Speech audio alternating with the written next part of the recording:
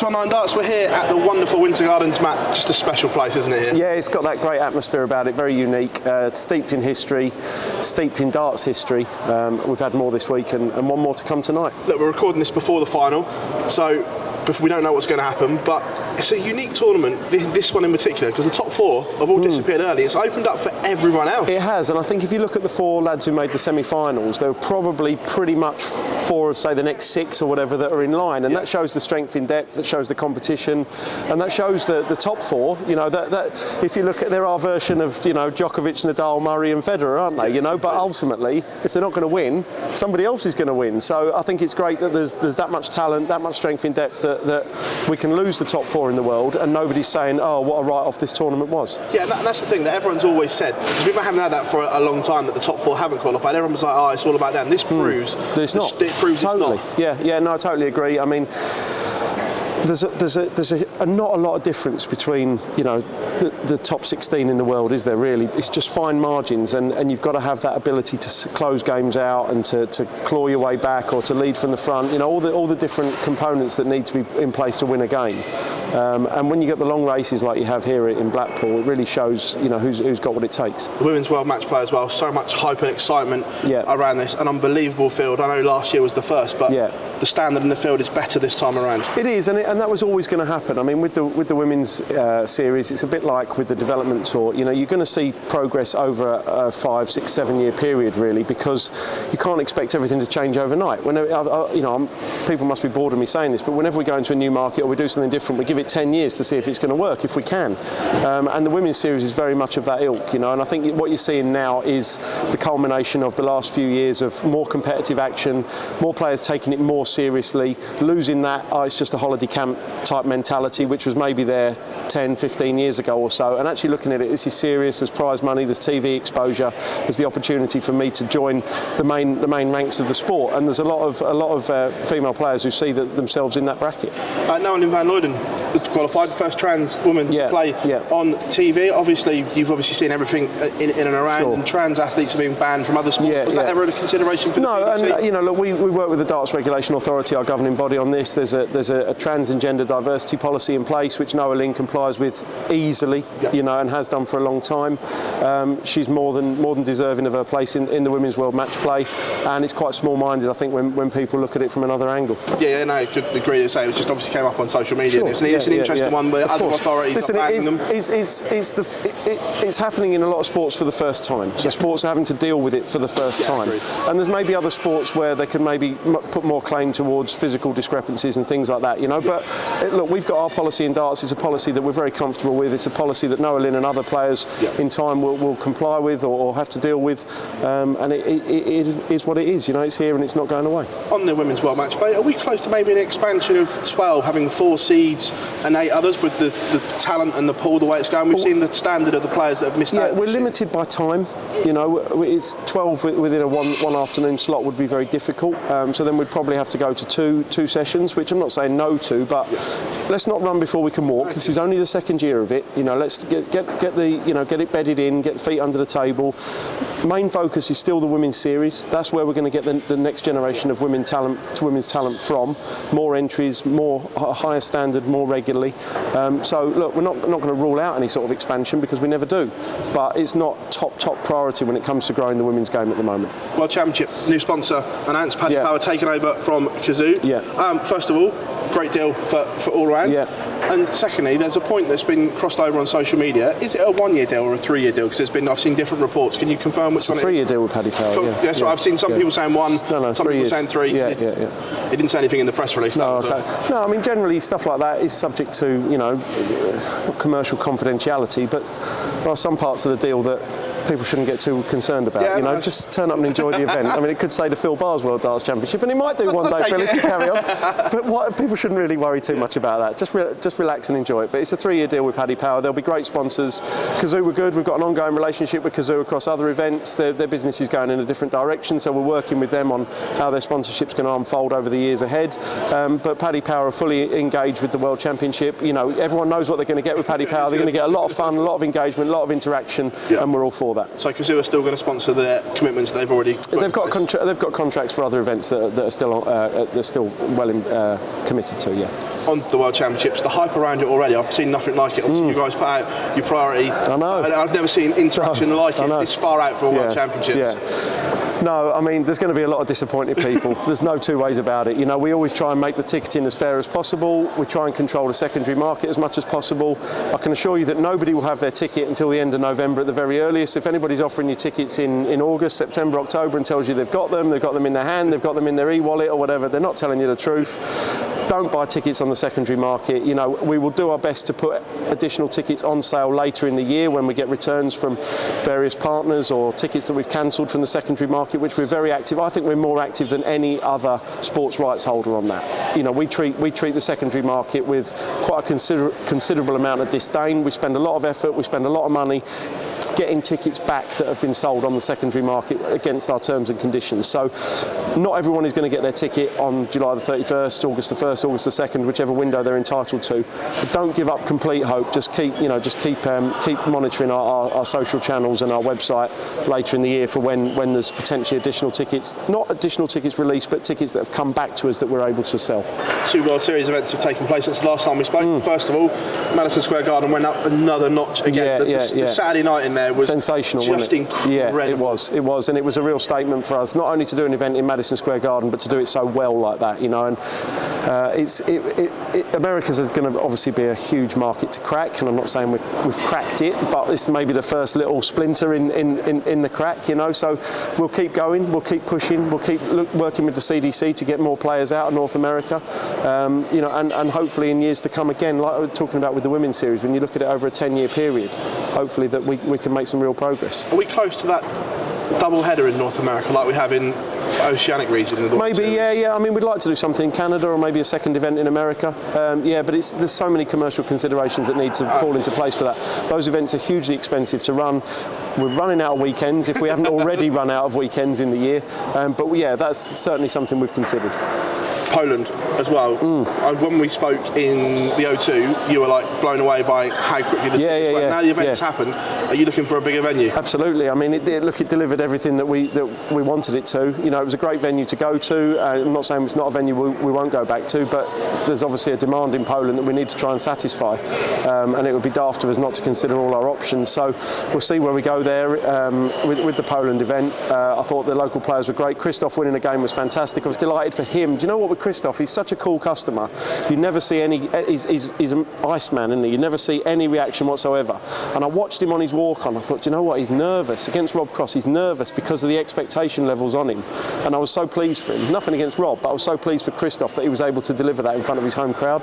That wasn't the one for me. The one for me was when we were backstage waiting to interview him and his son came running through. Right. Christoph showed something we've never seen from him, and then it was just a joy to that's see. Nice. I mean, was that after the game? That's lovely. Yeah, I mean, look, Christoph, he turns up to every event on his own generally. He's a very quiet guy. He's a very good player. You know, he's that top 16 calibre, but he's not somebody that anybody ever really gets inside, do they? No, you know, and that's absolutely his prerogative, and you know, whatever. But no, that was a really special moment for him, and obviously his family too. So that was lovely. Yeah, World Series heading down under. Corey Cadby left out as a tour card holder. Is that purely down to inactivity that you can't take the risk on it? Corey's not active at the moment. You know, there's some communication with him via his management. We don't really know what's happening with regard to his visa or anything like that. It's a shame. I never like to see a tour card wasted. I feel this one is being wasted. I feel Christian Perez's tour card's potentially being wasted, although there is signs of him looking to participate.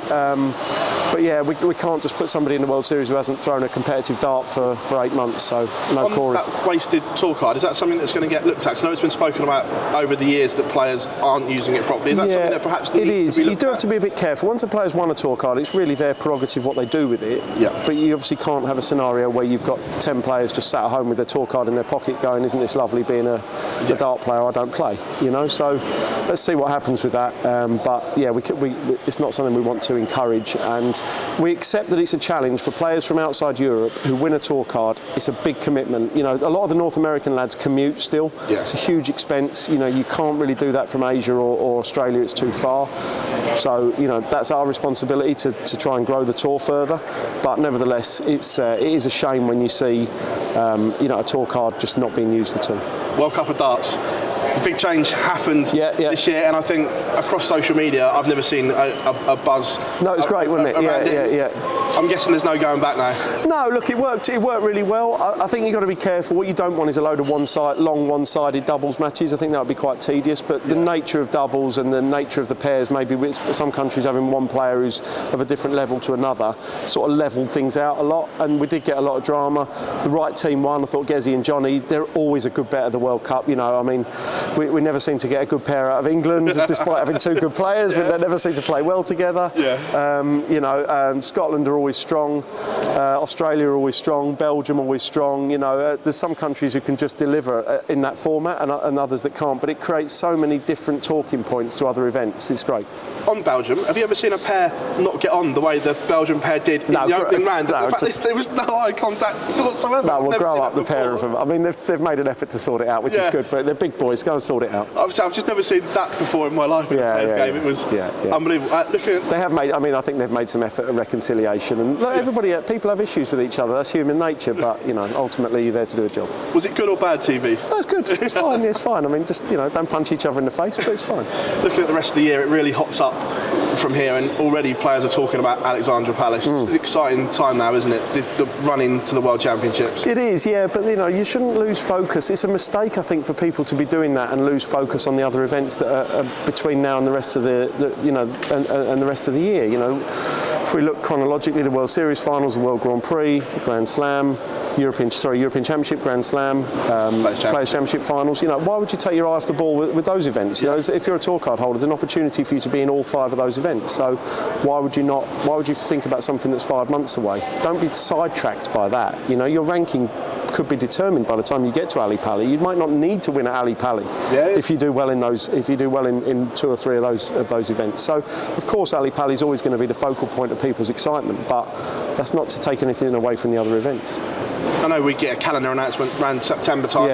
Is that still on? Yeah, we're nearly done, to be honest. We're nearly done. I would hope when we come back from Australia. I mean, there's a lot going on in this time of the year. I think I've been at home for about 6 days between Premier League finals and by the time I get back from Australia, you know, and it's hard to juggle everything. But the calendar's nearly done for next year, and we want to get that announced. Yeah, certainly by the time we go to Amsterdam for the World Series finals. Yeah. On the announcements for 2024, we're going to get an increase in prize money across the other events to try and balance the World Championships disparity out. We know that should be the premier event. Yeah, maybe. I mean, we always review the prize money as a whole.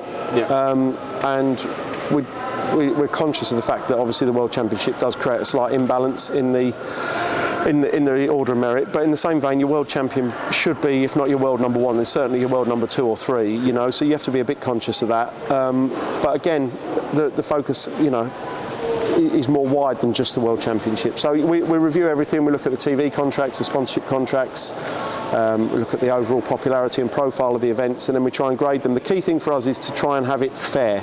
You know, what I don't like is when, and we've worked towards this over the last few years, when winning a match at one event, a last 16 match at one event, gets you an extra $5,000, but winning a last 16 match at another event gets you an extra 1,500 quid. It's not, this is a bad example, but you get my point. You know, a win at a certain level in a format of a tournament of a certain format should mean roughly the same thing. So we've tried to level things out first, and then we can take them on. A lot comes up around the first round. Losers money in snooker, there's gone up that 20 carat cap. Is that something that darts is looked at, or is it? No, our prize money structure is better than snooker's. We don't need to do that. Fair enough. News broke yesterday about Viaplay pulling out of the UK. Is that a bit of a blow, considering that you've just put the Euro Tour on there and stuff? A little bit, but not significantly. I mean, Viaplay's focus is the Nordics, so Scandinavia, and the Netherlands, which is countries where they have our rights and countries where they're very strong. You know, so they've made moves to go into other territories. For whatever reason, it hasn't worked for them. You know, there was a lot of rumours about them trying to get the EFL rights in the UK, which they didn't get. So maybe that's adjusted their strategy over here. But it's okay. We've got demand for our products. You know, we're fully in bed with them in the Netherlands and in Scandinavia, and they're strong broadcasters there. So in other territories where they have operated with our rights and may not be doing so for long in the future, we'll find alternatives. On those alternatives, fans of liked the Euro Tour being on a TV. Is that something you're going to look to continue? Absolutely, yeah. No, we want the European Tour to be on TV, yeah. Happy days on that. Final one before I let you go. Have we got anything new for 2024 that we can look forward to? Yeah, but I can't just tell you that here and now. If you don't ask, you don't. No, you have to ask. You have to ask. No, look, there's always new, you know. But sometimes it's about evolution, not revolution. You know, it's about improving. It's about making things bigger, making things better. So we'll bring new things in at the right time, as we have done this year with Poland, and we'll make other things bigger and better, as we have done this year, like Madison Square Garden. You know, and maybe the Premier League. There might be new places for that, or you know, there's all sorts of different things we can look at. But it's all right place at the right time. It's a very difficult commercial world at the moment. You know, sponsorship, broadcast, ticket sales, all these things. People are tightening their pockets. You know, your viewers, our fans, TV viewers. You know, everybody's conscious of the money that they spend, and we're the same, because our responsibility is to the professional game and to make sure that there's a professional structure in place for players to play on for many, many years ahead. So we're not just going to sort of recklessly go and do something just because it sounds like it might be fun. Yeah. You know, we're going to do something that's going to make sense for the PDC and make sense for darts, and that's why we've been able to keep putting prize money up, keep getting more people into our events, keep giving people a great time, keep giving dart players a great living. I mean, check out the Players' Car Park. You know, it didn't look like that 15 years ago. You know, and that's because we make the right decisions for the sport. So we'll keep doing that. We'll keep giving everybody a lot of fun. We'll keep giving the players a platform to entertain on, and you know, hopefully people will keep supporting us. Matt, pleasure as always. Thanks, you very much. Cheers.